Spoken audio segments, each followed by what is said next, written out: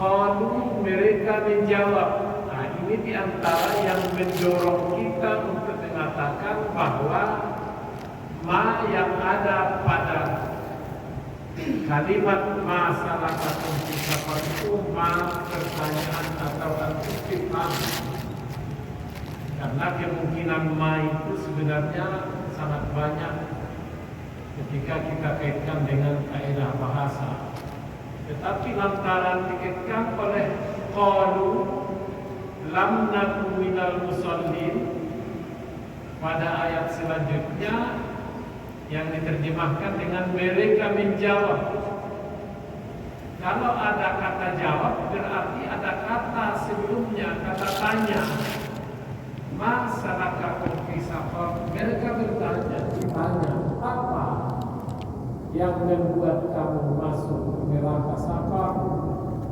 Qalu lam naku minal musallin.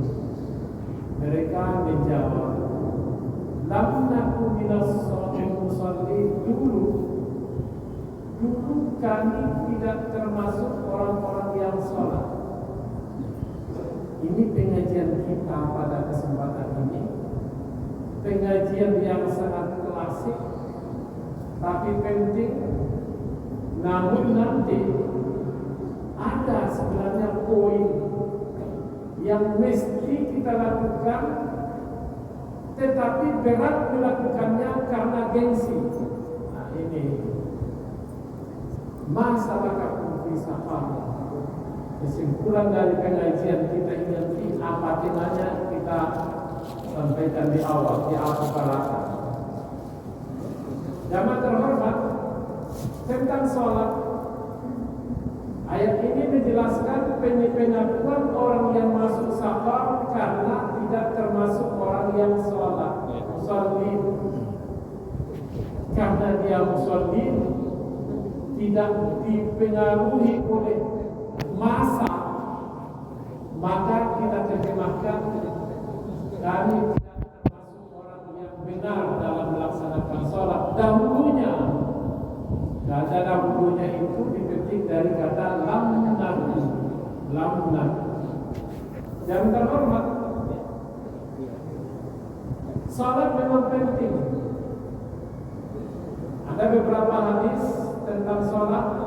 Pertama, as-salat imaduddin, sangat populer di kalangan kita yang menyatakan salat adalah tiapnya agama. Ada lagi as-salam indul ladzi bainana wa bainahum shalah yang menjelaskan bahwa perbedaan mukmin dengan kafir hanya salat. Ada lagi mataraka salat muta'ammidan faqad kafara bihara yang menjelaskan siapa yang meninggalkan salat berarti dia kafir, kafara jihara. Bahkan ada lagi hadis awwalu ma yuhasabu bihi al-'abdu yawmal qiyamah as-salat. Nanti pada hari kiamat yang pertama kali dievaluasi dari ibadah-ibadah yang banyak ini ada salat. Kadang tidak terhitung berapa rakaatnya dalam sehari semalam lagi. Karena di samping sholat wajib as-shalawatul khams ada lagi sholat-sholat sunat. Ada infak yang diungkapkan dengan infak, diungkapkan dengan sedekah, diungkapkan dengan zakat. Ada lagi puasa, ada haji, umroh berulang kali, zikir ratusan kali, ribuan kali, bahkan tidak terhitung dan memang tidak dihitung-hitung. Di antara semua itu awwalu ma yuhasabu bil 'abdi yaumil qiyamah as-shalah. Yang pertama kali nanti dihisab, dievaluasi itu salat kita bagaimana? Iza salahat salaha sa'il amali wa iza fasadat fasada sa'il amali. Kalau salat kita bagus, yang lain tidak bisa dinilai dan bagus. Tapi kalau rusak, salat kita yang lain juga dianggap rusak. Berarti sangat menentukan.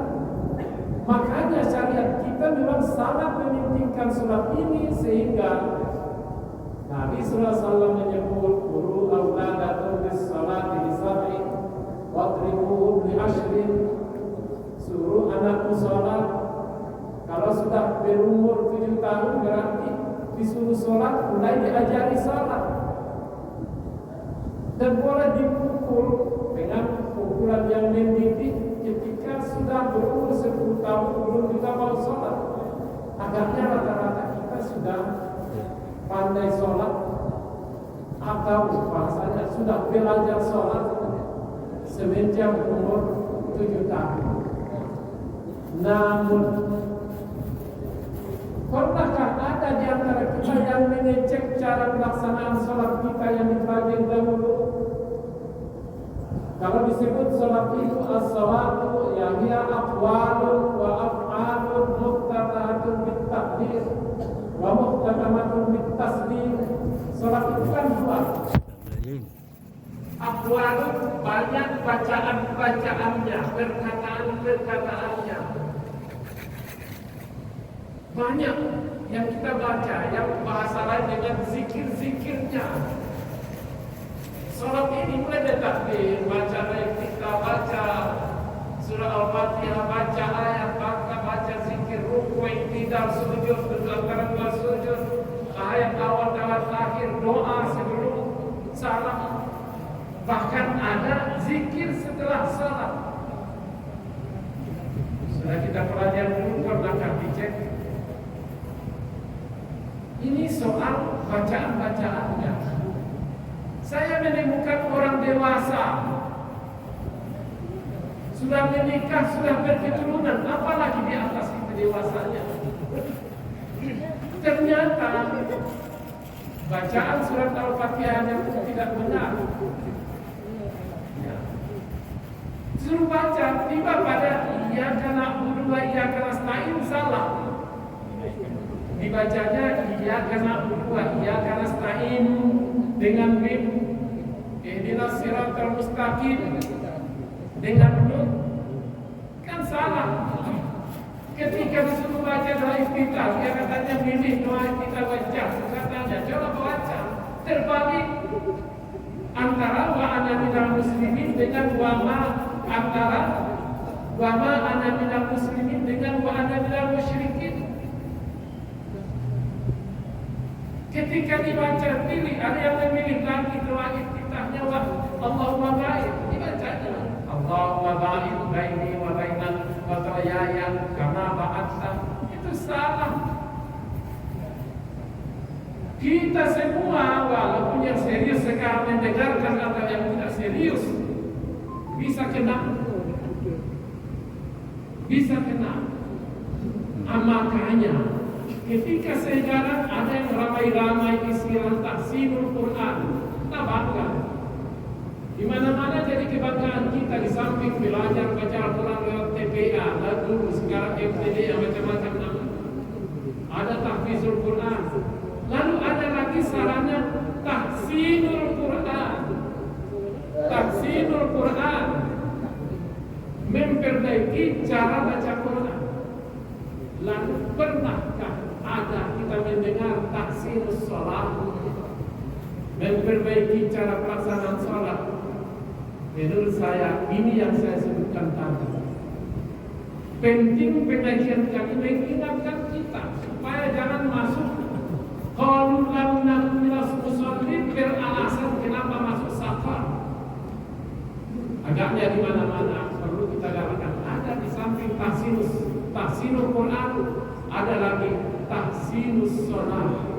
Upaya untuk memperbaiki bacaan sholat kita, memperbaiki gerak kiri sholat kita. Kalau kita tonton di video kan banyak ketika sholat berjamaah nanti ada yang memvideokannya. Lalu kita lihat beragam dan ada di antaranya yang salah. Kenapa salah? Tidak ada pernah tahsinus sholat. Makanya ke depan saya kira ini perlu kita galakkan. Saya katakan tadi di awal, ini beratnya apa? Karena kita gengsi. Saya sudah 63 tahun lebih, berarti kalau umur 7 tahun sudah pandai sholat, berarti sudah 56 tahun saya sholat dengan bacaan itu. memperdengarkannya kepada orang, apalagi kepada yang dianggap masih anak-anak. Saya gengsi. Itu maka saya katakan sebenarnya ini penting. Tapi coba kita mundurkan sedikit. Kita inginkan kegengsian kita itu, mau kita nikmatinya. Kita perdengarkan tasmi'us sholat, memperdengarkan bacaan sholat kita kepada orang lain, sehingga hendaknya ketika ada Nabi SAW dahulunya menyebut sallu kama ra'aitumuni usolli, bisa mendekat. Kalau bisa pas, kalau tidak pas mendekat kepada apa yang dituntunkan Nabi SAW. Makanya tema pengajian kita ini sesungguhnya urgensi taksir sholat, pentingnya ada kegiatan upaya memperbaiki tata cara sholat kita. Imma ada katanya akwal, bacaan-bacaannya, wa imma afal, ada kalanya perbuatan atau gerak-geriknya. Subhanakallah wa bihamdik, asyhadu an la ilaha illa anta, astaghfiruka wa atubu ilaik. Banyak maaf. Assalamualaikum warahmatullahi wabarakatuh. Waalaikumsalam.